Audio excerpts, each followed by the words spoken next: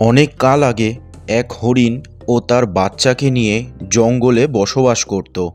বাচ্চা হরিণের মাকে শিকারীরা মেরে ফেলেছিল, আর বাচ্চা হরিণটা খুবই ছোট ছিল, সেই জন্য তার বাবা সবসময় তার কাছে কাছেই থাকতো। একদিন একটা বাঘ সেই হরিণ ও তার বাচ্চাকে সেই জঙ্গলের মধ্যে দেখতে পেল। অনেকদিন পর একটা ভালো শিকারের দেখা মিলল। চোখের সামনেই রয়েছে হরিণ ও তার বাচ্চা। অনেকদিন হয়ে গেল হরিণের তাজা মাংস খাইনি। এখন তো আর বয়সের কারণে শিকারও করতে পারি না। অনেকদিন পর চোখের সামনে একটা হরিণ দেখতে পেয়েছি। সবার আগে বাচ্চাটাকে খাবো, তারপর বড় হরিণটা। হা হা হা হা হা। আমার হেভি ক্ষুধা লেগেছে, আমাকে কিছু খেতে দাও। আমার সোনা, তুমি এখানে একটু দাঁড়াও, আমি তোমার জন্য কিছু খাবার খুঁজে নিয়ে আসি। কোথাও যাবে না।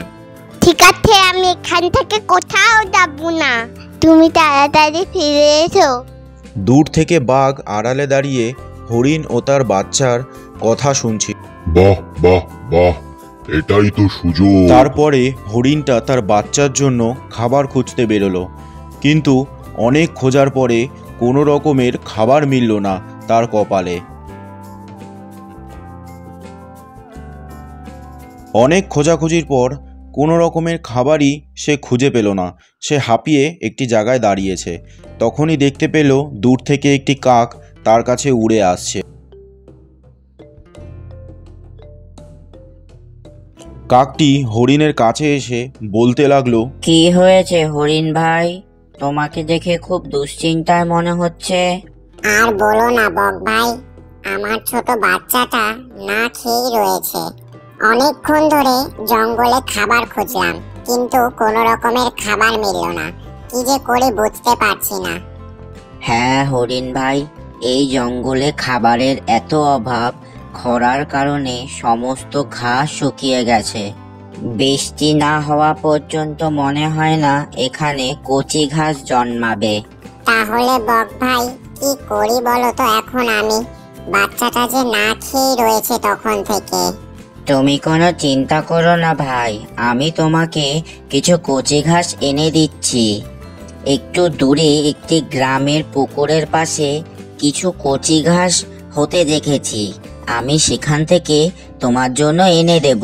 এই বলে কাকটি কচি ঘাস আনার জন্য সেখান থেকে উড়ে গেল এবং তার কিছুক্ষণ পর সেই হরিণের সামনে কচি ঘাস এনে দিল। এই নাও, এই কচি ঘাসগুলো তোমার বাচ্চার জন্য নিয়ে যাও, পেট ভরে যাবে। ধন্যবাদ কাক ভাই, তোমার এই উপকারের কথা আমি কোনোদিন ভুলবো না, সারা জীবন মনে থাকবে। হরিণটি সেই কচি ঘাসগুলো নিয়ে তার জায়গায় চলে আসলো, কিন্তু তার বাচ্চাকে সে কোথাও খুঁজে পেল না। এ কি, আমার ছোট্ট বাচ্চাটা কোথায় গেল? আমি তো যাওয়ার সময় এখানেই রেখে গেছিলাম তাকে। তবে কি আমার বাচ্চাকে কেউ শিকার করে নিল নাকি? হঠাৎ করে হরিণ সেখানে বাঘকে দেখতে পেল।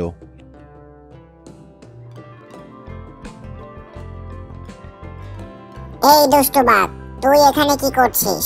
তার মানে তুই আমার বাচ্চাকে খেয়ে ফেলেছিস, তাই না? হা হা হা হা। এই যে হরিণ, আমি তোর বাচ্চাকে এখনো খাইনি।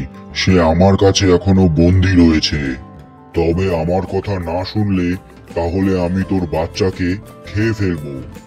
কি, আমার বাচ্চা এখনো বেঁচে আছে? কি বলছো কি তুমি? সত্যি কথা বলো আমাকে। হ্যাঁ, এখনো তোর বাচ্চা আমার কাছে বন্দী রয়েছে। তুই যদি আমার কথা এক ফোঁটাও না শুনিস, যেমনটা আমি বলবো তেমনটা তোকে করতে হবে। আর যদি তুই না শুনিস তাহলে আমি তোর বাচ্চাকে খেয়ে ফেলতে বাধ্য হব। না না, তুমি আমার বাচ্চাকে খেও না। তুমি যেমনটা বলবে আমি তেমনটাই করব। তুমি কিচ্ছু করো না। তাহলে রোজ আমার জন্য তোকে খাবার এনে দিতে হবে। আর যেদিন তুই খাবার আনতে পারবি না, সেই দিনই আমি তোর বাচ্চাকে খেয়ে ফেলতে বাধ্য হব। বল, রাজি আছিস কিনা? হ্যাঁ, তুমি যেমনটা বলবে আমি তেমনটাই করব, কিন্তু তুমি আমার বাচ্চাকে কিচ্ছু করো না কিন্তু। ঠিক আছে, তাহলে চলে যা এক্ষুনি। আমার জন্য রোজ খাবার নিয়ে আসবি। তাড়াতাড়ি যা, খুব খিদে পেয়েছে। কিছু না খেতে খেতে খুব কমজোর হয়ে রয়েছি। তারপরে হরিণটা বাঘের জন্য খাবার খুঁজতে বেরিয়ে পড়ল। অনেক খোঁজাখুঁজির পরে বাঘের জন্য এক টুকরো মাংস সে খুঁজে পেল এবং সেই টুকরোটাকে নিয়ে সে বাঘের কাছে চলে গেল। কিরে, সারাদিন অপেক্ষা করিয়ে মাত্র এই এক টুকরো খাবার নিয়ে আসলি? এই এক টুকরো খাবার তো আমার পেটের এক কোণায়ও থাকবে না। জঙ্গলে খাবারের খুব অভাব, আমি অনেক তন্ন করে খুঁজে তোমার জন্য এই খাবারটা নিয়ে এসেছি। ঠিক আছে, আজকের মতন আমি এটাকে কোনো মতে চালিয়ে নিতে পারবো। কালকে কিন্তু তোকে বেশি করে নিয়ে আসতে হবে বলে দিলাম। এইভাবে প্রতিদিনই হরিণটি বাঘের জন্য রোজ খাবার নিয়ে আসতো আর সেই বাঘ আনন্দ করে সেই খাবারগুলো খেত এবং ঠিক তার পরের দিন বাহ বাহ বাহ, আজকে তো দেখি অনেকটাই খাবার নিয়ে এসেছিস রে। বাহ, আজকে খাবারটা খেয়ে খুব আনন্দ পাবো। এবার কি তুমি আমার বাচ্চাটাকে একটু দেখতে দেবে? সে কেমন আছে, কি খাচ্ছে, কি করছে? খুবই মন খারাপ লাগছে তার জন্য। শোন, তোর বাচ্চা ঠিকই আছে, তুই আমার জন্য খাবার নিয়ে আয়। আমি তোর বাচ্চাকে 1 মাস পর ঠিক দেখা করিয়ে দেব। কেন 1 মাস পর কেন দেখাবে? তুমি আজকে দেখাও আমার বাচ্চাকে, সে কেমন আছে, আমি তাকে দেখতে চাই। আহ, এত প্রশ্ন করছিস কেন? আমি রেগে গেলে কিন্তু তোর বাচ্চাকে গিয়ে আমি এখনই খেয়ে ফেলবো। বেশি কথা বলিস না কিন্তু। আরে না না, তুমি রাগ করছো কেন?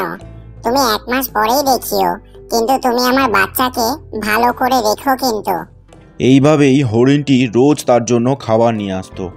এই করেই 1 মাস কেটে গেল এবং তারপরেই এইবার তো 1 মাস পূর্ণ হয়ে গেছে। এখন তো আমার বাচ্চাটাকে আমার সামনে এনে দাও, আমি তাকে দেখতে চাই। আরে দাঁড়া দাঁড়া, এত তাড়াহুড়ো কিসের? তুই এখনো আমার জন্য আরো 1 মাস খাবার আনবি, তারপরেই আমি তোর বাচ্চাকে তোকে তুলে দেব। না হলে, আর যদি তুই খাবার না নিয়ে আসিস, তাহলে কিন্তু আমি তোর বাচ্চাকে খেয়ে ফেলতে বাধ্য হব। তুমি কিন্তু কথা দিয়ে কথা রাখছো না। তুমি আমার বাচ্চাকে দেখতে দিলে না, 1 মাস হয়ে গেল। এত কথা বলছিস কেন? তোকে যখন বলেছি আরো 1 মাস আমার জন্য খাবার এনে দিবি, তাহলে এনে দিবি। বেশি কথা বললে তোর বাচ্চাকে খেয়ে নেব। আর তোর বাচ্চাটা এখনো অনেকটা হৃষ্টপুষ্ট হয়েছে, খেতে খুব মজা লাগবে। হরিণটা পরের দিন আবার খাবার খোঁজার জন্য বেরিয়ে গেল, কিন্তু তার কপালে কোনো রকম খাবার জুটল না। সে অনেক খোঁজাখুঁজির পরেও বাঘের জন্য খাবার নিয়ে আসতে পারল না। হরিণ যেখানে দাঁড়িয়েছিল তার পাশেই কাকটি ছিল এবং বলতে লাগলো, কি হরিণ বন্ধু, মন খারাপ কেন? কি হয়েছে বলো আমাকে, যদি কিছু সাহায্য করতে পারি। এবং হরিণ সমস্ত ঘটনা কাককে খুলে বলল এবং কাকটি তখন বলতে লাগলো, তুমি তো অনেক বড় ভুল করছো। ঠিক এইভাবেই ওই বাঘটা আমাকেও বোকা বানিয়েছিল। সেও আমাকে 3 মাস দাসী বানিয়ে রেখেছিল। আমি 3 মাস ধরে তার জন্য খাবার এনে দিয়েছিলাম। সেও বলেছিল আমার বাচ্চাকে সে কিচ্ছু করবে না, কিন্তু তার কিছুক্ষণ পরে জানতে পারলাম আমার বাচ্চাকে সে খেয়ে ফেলেছে। তার মানে সেও আমার বাচ্চাকে খেয়ে ফেলেছে। এখন আমি কি করি, তার একটা বিহিত তো করতেই হবে। দাঁড়াও, আমার একটা মাথায় বুদ্ধি এসেছে, তুমি শোনো ঠিক মন দিয়ে। কিরে, কি ব্যাপার? তুই আজকে আমার জন্য এইটুখানি মাংস এনেছিস কেন? তোর বাচ্চাকে কি আমি খেয়ে ফেলবো? তাড়াতাড়ি বল। এই যে দুষ্টু বাঘ, আমি তোমার সমস্ত চাল জেনে গেছি। তুমি আগেও অনেকজনের সাথে এইভাবেই প্রতারণা করেছো। আজকে তুমি পার পাবে না। কাক ভাই, শিগগিরই তাড়াতাড়ি কাজটা করে ফেলো। আর ঠিক তখনই শেয়ালের কথা শুনে কাক ওপর থেকে কাঁঠালটি নিচে ফেলে দিল এবং সেই কাঁঠালের আঘাতে সেই বাঘ মৃত্যু হলো।